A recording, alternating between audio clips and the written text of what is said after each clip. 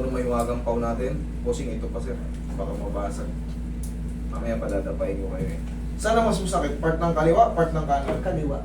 Kaliwa, sige.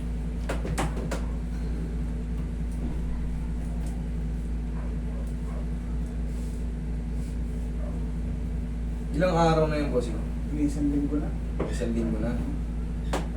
Okay. Pero never kayong na-operahan before, ganyan. Wala kayo na-operahan. Professional Rosen. O, kumusta yung process yun? Saglit lang. Saglit lang. Wala po kasi wala. O, yan, sa Maniego. Sinasabi mo mali. Eto, mga old patient ko. Frozen shoulder before. Saglit lang daw. Pero, syempre, may mga pagkakataon, pag super frozen shoulder talaga, sometimes hindi kaya ng isang pira. Kaya hanggat maaari, nararamdaman nyo na parang mauuwi sa frozen shoulder. May ngawit na, consistent, 2 weeks, parang may masakit sa balikat ko. Pa-adjust nyo na habang naaangat nyo pa kasi sa mga susunod na araw, Hindi ba? yung ganito, pababa ng pababa hanggang sa kunting tabig na lang, matutulog ka kung kailan ka magpapahinga, tsaka siya, nyaw. Relax lang kasi nga. Naglag ko na katong sa akin. Yun! Yan. Okay, upo. Upo, sir. Ay, upo. Tagilid pala, sorry. Pero mas madali pa to.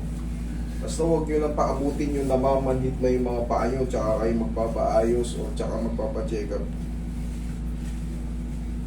Tsaka pag masakit na yung balakang nyo, huwag kayong buhat ng buhat.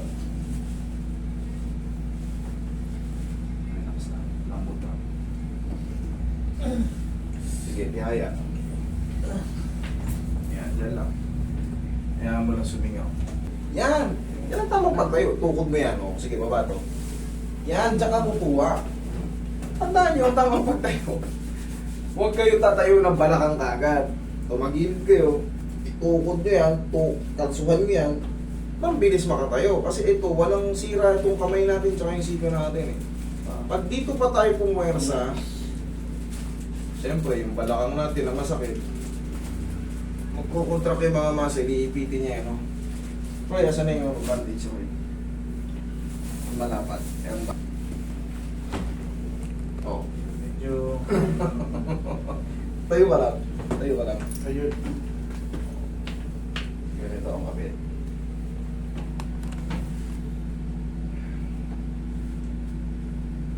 Yari na yan. Madali lang ayusin to sir bago pa kasi. Sabi mo pag sobrang higpit ha, hindi naman, nakakahinga na maayos. Okay.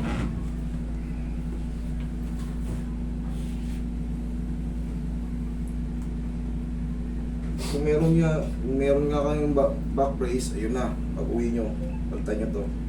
Pero ang kabit, hindi dito ha. Kalahati ng puwet, ayan o. Sige, upo ka ulit. O, huwag kang tumukod. Sige. Medyo meron pa rin konti. Konti na lang, okay. 4 to 5 days. Kanina, Sa unang tayo talagang sakit. okay. Ngayon, align na yan. Mabilisan lang ang alignment niya. Hindi na kailangan damugin yan. Kailangan lang kasi naiintindihan yung ginagawa. Tapos, bossing, wala kang ibang gagawin. Kundi, wala na. Kung ano lang muna yung ginagawa mo. Huwag mo nang muna magbuhat. Normal lang.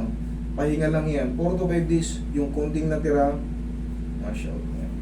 Okay? Bossing? Thank you.